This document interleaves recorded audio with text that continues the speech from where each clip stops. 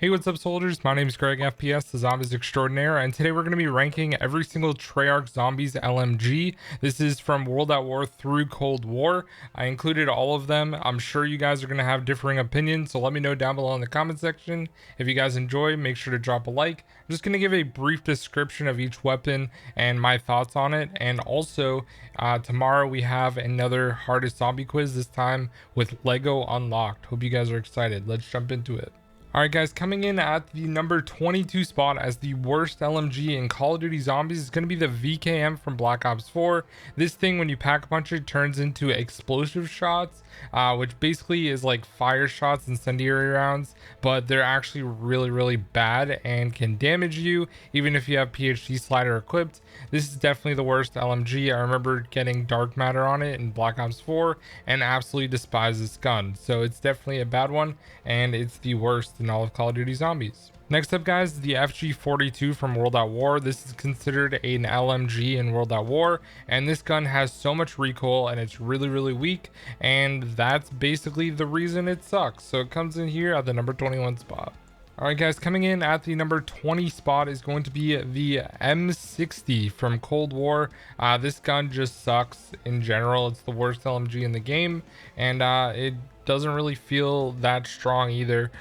So for that reason, it comes in at the number 20 spot. All right guys, coming in at the number 19 spot is going to be the Cold War version of the RPD. This weapon is also really weird because it doesn't feel strong. It's the weapon that you used in Dead Ops Arcade 3, and I think it's really good, but just like using it normally, it doesn't feel that great overall. So I wanted to put it here on the list at number 19.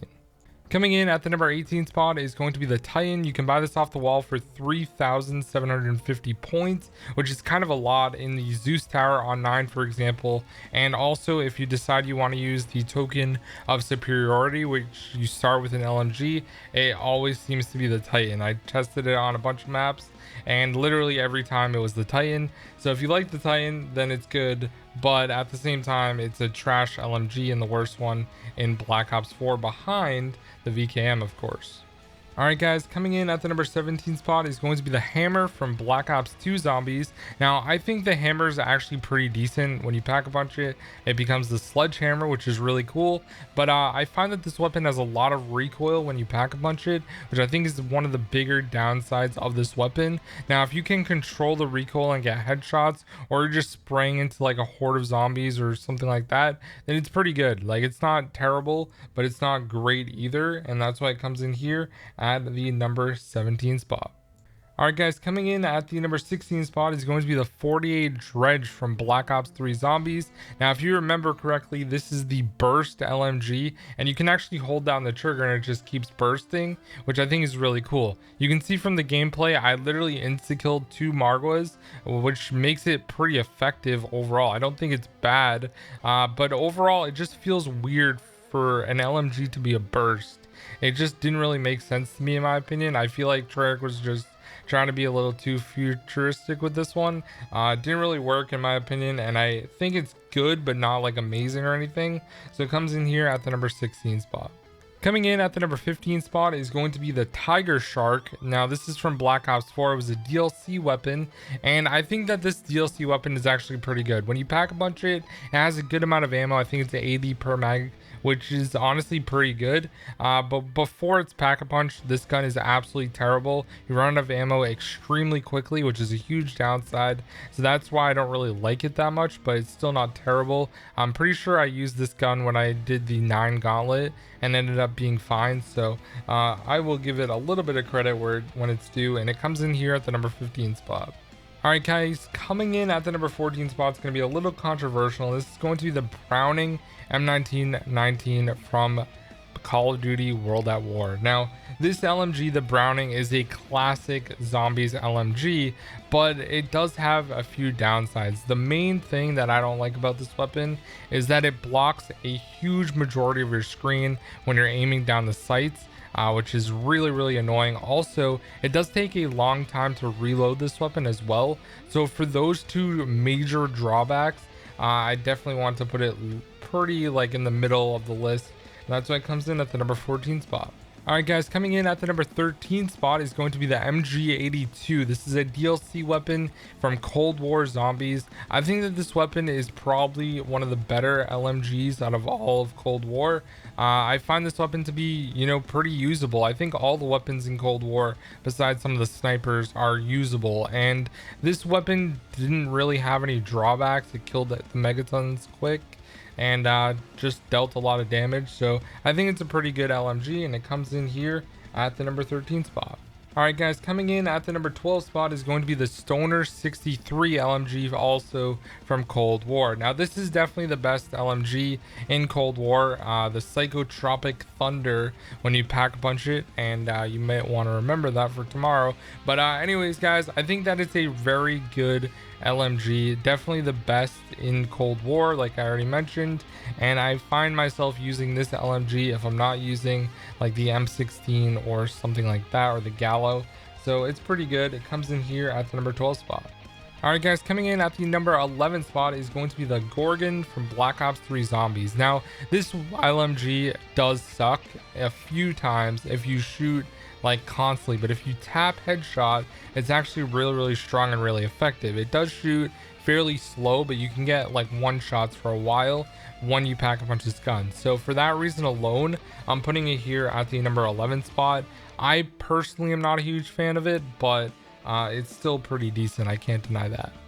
All right, guys, coming in at the number 10 spot is going to be the BRM. As you can see, I'm playing Dead Ops Arcade 2 using the BRM. The BRM definitely has a little bit more recoil than in Dead Ops, but overall, I find it to be a fairly effective weapon overall. You can buy it off the wall on Horizon Jack, which is pretty cool. And I find that this weapon is just a pretty like above average LMG. I think all the LMGs in Black Ops 3 are actually pretty solid, so it definitely can be one that you run with like a dingo if you're just trying to go for high rounds. So it comes in here at the number 10 spot.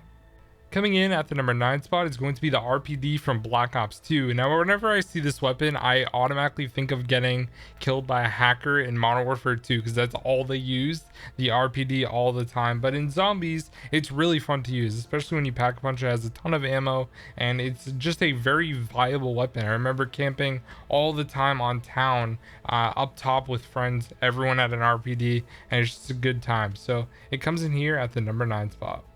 Coming in at the number 8 spot is going to be the LSAT. Now, I love buying this off the wall on Buried. It's definitely one of the coolest side Easter eggs where you can buy it off the wall by jumping up and then just buying it. And overall, I find that the LSAT's great. Even on Mob of the Dead, it's very effective, and it's a fun weapon to use because it has a ton of ammo, which is sweet. So it comes in here at the number 8 spot. Coming in at the number 7 spot is going to be the HK21 from Black Ops 1. Now, this LMG gets a lot of hate. I don't understand why, because to me, this is possibly my favorite LMG out of all of them. It has a very slow rate of fire when it comes to LMGs, but it deals a ton of headshot damage, so you can really rack up a lot of kills with this weapon, and it's really fun to use. I love getting it in Black Ops 1 all the time, and for that reason, it comes in here at the number 7 spot.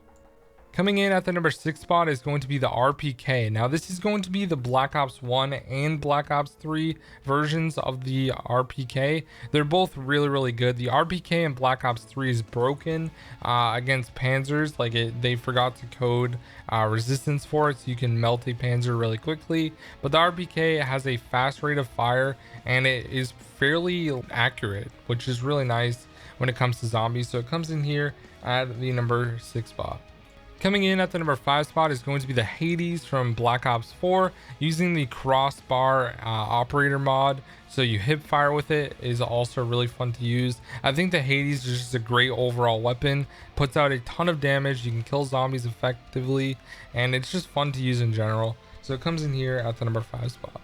Coming in at the number 4 spot is going to be the MG08 from Origins. Now, this weapon is really fun to use in general. You can do the free Easter egg to get it from the Maxis drone, which is always nice. And this weapon puts out a ton of damage. It's good against Panzers. And if you're not using a staff, I would definitely recommend running this as a secondary. So it comes in here at the number 4 spot. Coming in at the number 3 spot is going to be the Dingo. The Dingo is definitely the best LMG from Black Ops 3 without a doubt, and it is extremely powerful. It literally like shoots super fast, which is good, has a lot of ammo. It's just fun to use. It's like literally the go-to catwalk weapon with a Draken. You can get those two, you're going to be set for a while. So it comes in here at the number 3 spot. Coming in at the number 2 spot is going to be the MG42 from World at War. Now this weapon is super fun to use. As you guys know, it does sound literally like a chainsaw going off, and when you have double tap, it's even crazier. Like, listen to this.